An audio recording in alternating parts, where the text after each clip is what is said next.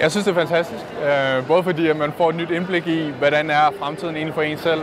Jeg sejler Indonesien et eller andet sted. Vi bliver outsourcet mange steder, og så bliver vi nødt til at finde ud af, hvor er det egentlig, vi ellers skal træde ind hen, ikke? Virtuelt vil jeg altid. Jeg har ikke prøvet det før. Hold da kæft. Alright. Jamen, jeg er på vej op af rollercoaster her. Jamen, vi bliver selvfølgelig mere og mere afhængige af de her forskellige teknologier her. Så jo hurtigere vi ligesom kan adapte og få brugt de her, jo bedre bliver du på arbejdsmarkedet. Shit! Det føles overraskende virkelig, det her. Få de her klodser, så du kan bygge på tværs, og der kan stå inde i Kina, og jeg kan stå i Danmark, og vi lige pludselig kan interagere og have en normal samtale sammen, så er det jo selvfølgelig et potentiale.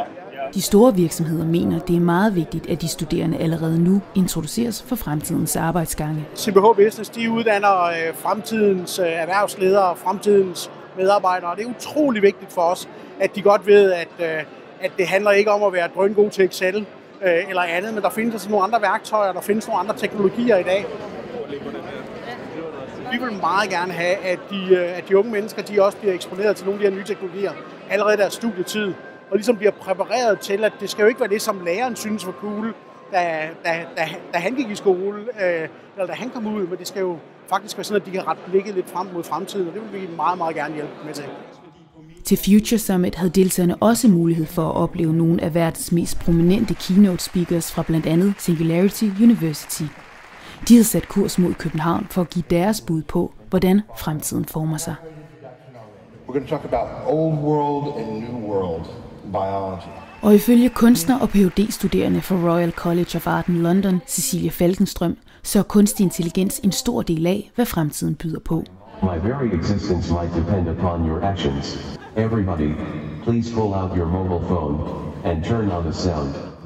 I will give you all a call. And when I do, please pick up. Me?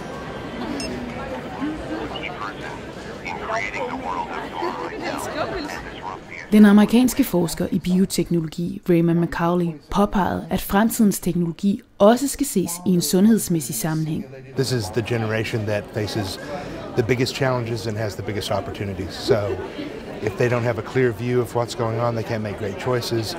And I think it's important not just for the whole world, but for me in particular. I'm looking for people to cure all the diseases that I'm going to get in 10, 20, 30 years. So these are the guys who are going to save my life. Det var ikke